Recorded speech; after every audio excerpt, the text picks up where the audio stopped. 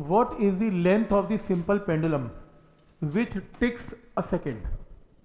याद रखना कि एक पेंडुलम जिसको बोलते हैं सेकेंड्स पेंडुलम, सेकेंड्स पेंडुलम का टाइम पीरियड 2 सेकेंड होता है, याद रखना। सेकेंड पेंडुलम का हाईलाइट कर लो, टाइम पीरियड 2 सेकेंड है। बहुत सारे क्वेश्चन आते हैं जिसमें मेंशन्ड होता है सेकेंड्स पेंडुलम। तो सेकेंड्स पेंडुलम का मतलब टाइम पीरियड 2 सेकेंड स्टैंडर्ड है। वो कह रहा है what is the length of the pendulum which ticks a second. Second का मतलब सेकेंड्स पेंडुलम है, तो तुम टाइम पीरियड को 2 पुट कर देना, जी तुम्हें 9.8 पता है, स्क्वेयरिंग करके एल निकाल लेना, आंसर है। बस इसमें ये ट्रिक है। आने जाने में 2 सेकेंड लगता है, एक बार जाने में 1 सेकेंड, आने में 1 सेकेंड, टोटल 2 सेकेंड। हाँ। Seconds pendulum is taken in a carriage, एक गाड़ी में लेगा इसे। Find the period of oscillation, time period निकालो, when the carriage move with an acceleration of 4 vertically upward and vertically downward and horizontal direction. तो carriage सबसे पहले seconds pendulum का टाइम पीरियड क्या है, 2 सेकेंड है। तुम t is equal to 2π√L/g में तुम टाइम को 2 पुट करके L निकाल लेना, L की वैल्यू आ जाएगी, एक आंसर आ गया, L आ गया। अब वो कह रहा है इसको किस में लेके जाओ, एक लिफ्ट में, कैरेज में जो ऊपर जा रही है। लिफ्ट के केसेस में क्या किया था, जब कोई लिफ्ट ऊपर एक्सेलरेट करती है तो टाइम पीरियड का फॉर्मूला 2π√L/g+a, तो g की जगह g+a कर लिया।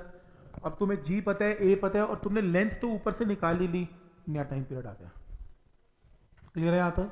और अगर यही लिफ्ट ऊपर जाने की बजाय कहाँ आएगी, नीचे एक्सेलरेट करेगी, तो जहां तुमने g यूज किया था वहां g की जगह g-a, ऊपर जाने में g+a, लिफ्ट वाले केसेस है फोर्स फ्रिक्शन वाले, और नीचे आने में g-a। L तो पता ही है तुम्हें।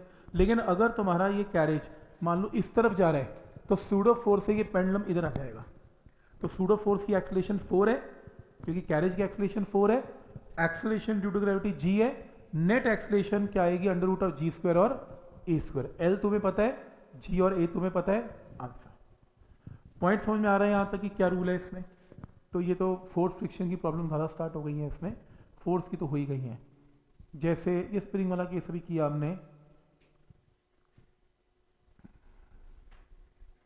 जैसे ये क्वेश्चन है, impulsive force gives an initial velocity of -1 meter per second to mass at its unstretched position. What is the amplitude of the motion? मुझे पहले ये बताओ, ये एक अनस्ट्रेच्ड स्प्रिंग है, ये मास को -1 वेलोसिटी दी, तो बोलो कहां मूव करवा, राइट की लेफ्ट? ये मास कहां गया, राइट की लेफ्ट? वेलोसिटी -1 है, हाँ तो लेफ्ट। 1 होता तो राइट, -1 तो लेफ्ट। और अगर मैं ये बोलूं कि इस स्प्रिंग मास सिस्टम की इक्वेशन क्या बनेगी डिस्प्लेसमेंट की, तो क्या लगाएंगे, -a साइन। अगर मेरी तरफ आता है कोई सिस्टम, पेंडुलम अगर इधर चलता है a sin ωt, पेंडुलम उल्टा चलता है -a sin ωt। ठीक है, तो ये इक्वेशन है, तो आपको इक्वेशन बनानी है। वो क्या कह रहा है, वेलोसिटी आपको पता है। अब ये क्योंकि रेस्ट पे पड़ी पोजीशन है, रेस्ट पे पड़ी पोजीशन मीन पोजीशन है, तो ये वेलोसिटी इसकी मैक्सिमम वेलोसिटी है। तो आपको इस केस में मैक्सिमम वेलोसिटी दे दी। आपको इसमें k और m भी दोनों चीजें पता है, तो सबसे पहले काम करो, ओमेगा निकाल लो √k/m से। ओमेगा आ गया, और v is equal to a omega से a निकाल लो, क्योंकि v मैक्स पता है, ओमेगा पता है, तो a आ गया। a आ गया, इस इक्वेशन में पुट कर दो, a की वैल्यू कितनी, 5, आंसर। ये इक्वेशन है SHM की इस सिस्टम के लिए।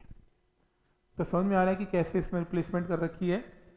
जैसे 2 मासेस हैं, 1 kg का मास है और 0.5 kg का मास है, ये रे स्प्रिंग के साथ लटके हुए हैं, आराम से रेस्ट कर रहे हैं। फोर्स कांस्टेंट 12.5 है, ये इक्विलिब्रियम पोजीशन पे है।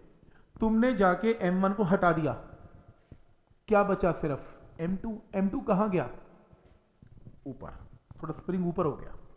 क्वेश्चन है, बताओ ओमेगा क्या होगा और एम्पलीट्यूड क्या होगा m2 का, ये क्वेश्चन है।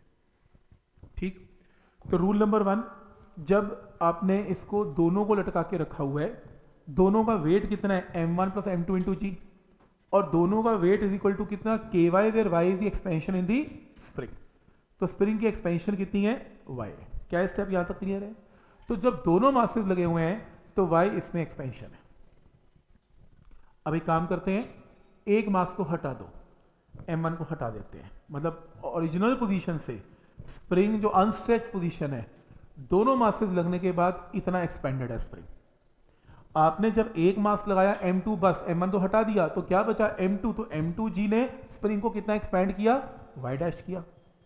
तो स्प्रिंग को कितना एक्सपैंड किया, y डैश एक्सपैंड किया। तो नई एक्सपेंशन कितनी आ गई, m2g/k। अब देखो पहली एक्सपेंशन कब थी, जब दोनों लगे हुए हैं। ये एक्सपेंशन कब है, जो अकेला एक लगा हुआ है। तो m1 लगाने पे मैक्सिमम टू मैक्सिमम कितना बॉडी नीचे गई, इन दोनों को क्या कर लिया, माइनस, और वही है इसका एम्पलीट्यूड, क्योंकि वो मैक्सिमम कितना नीचे गई। तो आपने जब दोनों लगाए, जब एक लगाया, m2g लगाने पे इतना नीचे गई, m1 लगाने के साथ इतना नीचे गई, दोनों में जो डिस्टेंस है वही स्प्रिंग की टोटल डिस्प्लेसमेंट कवर्ड है, वही माना जाएगा इसका एम्पलीट्यूड।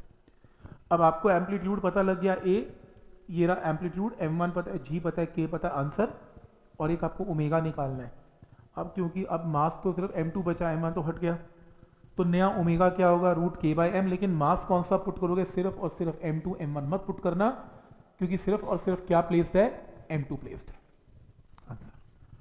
तो पॉइंट समझ में आ रहा है कि क्या रूल है इसमें, कैसे रूल लगेगा। ये बहुत इंपॉर्टेंट है स्प्रिंग के केसेस, इसके ऊपर क्वेश्चंस आते हैं। जो एक शीट 72 नंबर शीट थी, वो इसी के ऊपर बेस्ड है वैसे तो।